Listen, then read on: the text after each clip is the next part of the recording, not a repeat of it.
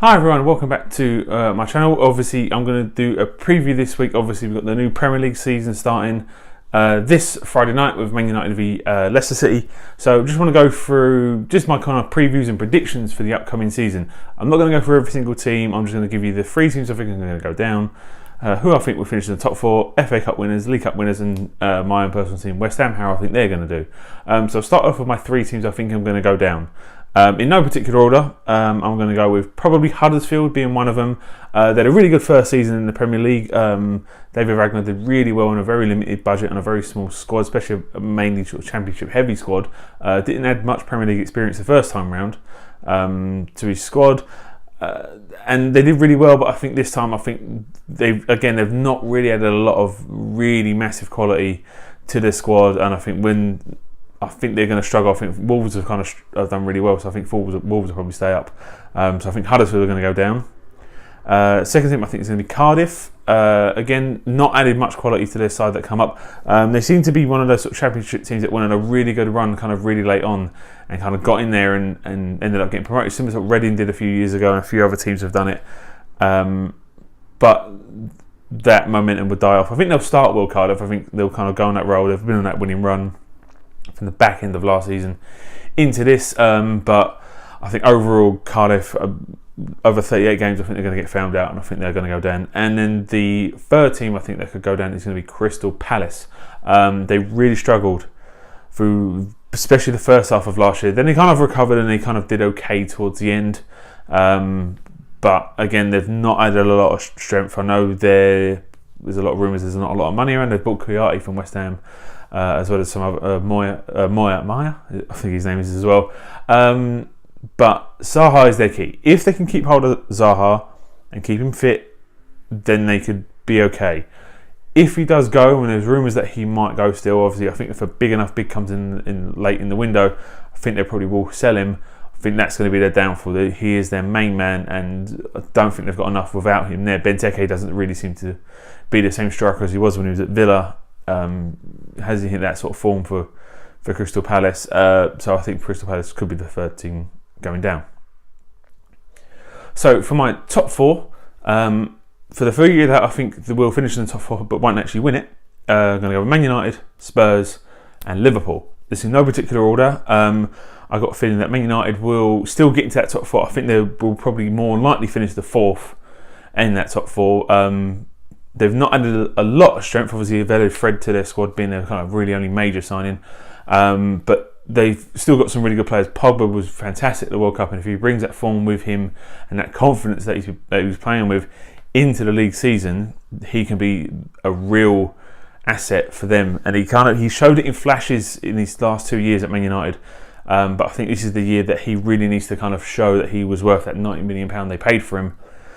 And this, I think he can. I think he's found his feet again. He's confident. He's playing well. Give him that sort of freedom in the park.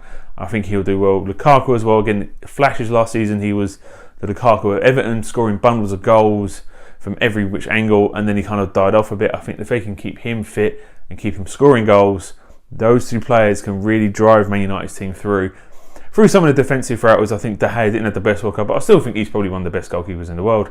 But defensively, they're still a little bit over not that great Man United. As much as Mourinho is really good at kind of setting up teams defensively, I think he does need to change it. He needs to put more of an attacking style to Man United to really kind of get the best out of the players that he's got there. Lingard's coming to his own. Really, he had a really good World Cup. Marcus Rashford didn't get a lot of chances in the World Cup, but I think he's a really good player, and he can really be a good asset for Man United if they start him or if they bring him off the bench. Martial seems to look like he's not having the best time there. He's been missing for a few training sessions. They find him, but obviously he just had his baby, so I thought it was a bit harsh. Who knows what's going to happen there? He could end up leaving, but if he does stay and he does kind of work out his differences with Mourinho and Man United, again, he's a player that can really change a game if he comes off the bench. So they have got it there. Man United, I just think defensively they're not going to have enough to really kind of push for the top maybe two positions. Definitely not to go on to win the league. Outside of that, Tottenham.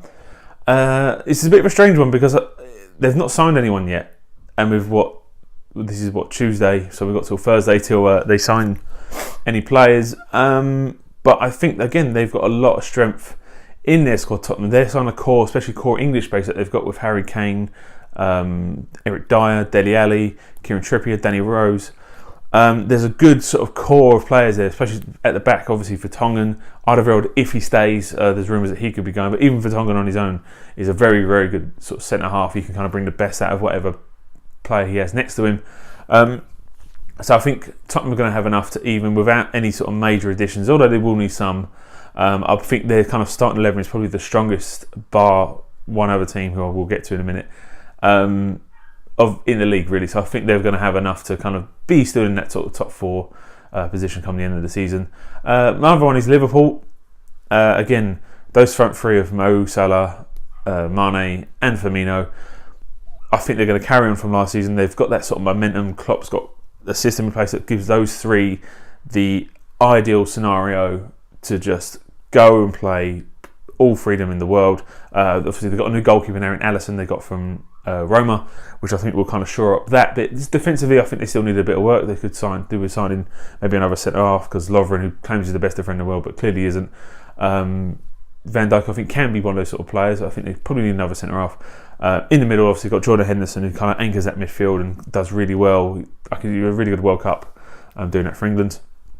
So I think Liverpool got a good solid base squad of players, maybe some additions in and around to cover any injuries that they might get, but I think Liverpool will again do quite well this season. So moving on to who I think will win the league, and if you no surprise, I think it'll be Man City once again. Maybe not as easy as they did it last year, because they seem to win it. They had won it since really September, really, Man City. I think they'll have a little bit more of a challenge this time. I think some teams have strengthened around them. And they've not really added anyone of amazing quality, but do they really need to? You look at the way they won it last year, and just the sheer amazement, the football that they played was superb. Aguero, Jesus scoring goals for fun. Kevin De Bruyne showing why he's maybe one of the best players in the world. Really kind of reminds me a lot of sort of Hassan was in his sort of prime. Raheem Sterling seems to be a different player when he plays for City than what he does for England. He was again scoring goals for fun. And Sane as well. There's so many players that they've got that could just turn it on in an instant. And I think they're going to I think they will win it again. I don't think they'll win it as easy as they did last year. I think they'll still have a challenge, but I think they'll still win it fairly comfortably. I don't think there'll be too much going on in terms of a challenge-wise. I don't think the Champions League will be too much of a distraction for them, because I know that's what they really want to win now. They've won the league. They've done it multiple times. Obviously, they've never retained it. That would be something, probably a goal of them being the third team to retain the Premier League trophy. But I think they probably will do it this year, and I don't think the Champions League is going to be too much of a distraction for them, the City to win the league this year. So lastly, I'm just going to move on to my own team, West Ham, how I think they're going to do this year. I think I am positive going into this season. Obviously, with the managerial change with Pellegrini taking over, I think they were really smart getting him in really early, basically almost just after the season ended. We've got Pellegrini in, so he had a long time to kind of recruit his players, identify who he wanted to go. Obviously, there's still a couple of days left in the transfer market. Some players could come in and out, but I think the majority of the main business of that, sort of what's going to be the starting 11 and kind of bulk squad, is done. I don't think there's any only additions that maybe go in and out are going to be kind of like fringe players that come in and out now. And I think we've bought really well. We've really strengthened the areas that we did need in. We've got a new goalkeeper, because last year it was a bit kind of hit and miss with Joe Hart and Adrian. Fabianski coming in is a really good goalkeeper. I think he will probably be the number one for the majority of the season, unless he gets injured or he does have some bad form, but I think he's going to start. We've got Fredericks from Fulham at right back. Again, Zabaleta, as much as I loved him last season, I think he played really well. He is on the kind of latter end of his career. I think Pellegrini always wants to play 4 at the back. So I think Fredericks will probably start over Zabaleta, and Zabaleta will be kind of that sort of anchor if he's injured, or to add that sort of level of experience if we need it, maybe later on in the game. Attacking wise is kind of where West Ham are really strengthened. Jack Wilshere probably being our marquee signing in terms of a name value, because he's come from Arsenal, he's on a free transfer. He's that sort of player we really needed, someone who can just ping the ball around, he can kind of look up, find a pass from anywhere. That's really what we missed last year, West Ham. Someone who has that real sort of creative flair. It was kind of relied a lot on Lanzini, but he wasn't always fit. Noble can do it, but he does it from a defensive point of view. He doesn't really kind of go forward with his passes. He's good at kind of shepherding the ball out to other players that can do those sort of things, but he doesn't do it that much himself. But Wilshere can do passing to the attacking players. He can create chances himself, and he can score goals as well, which hopefully we'll see the best of Jack Wilshere, and he stays fit for the majority of the season. Again, more sort of in the attacking role.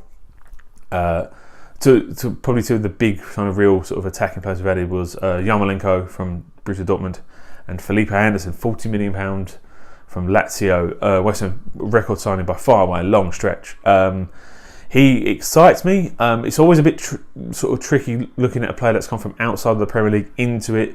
Obviously, it's adapting to a new league, a new style of play. Obviously, in the pre-season friendlies that he has played really well from what I've seen. I think he scored against Ipswich as well.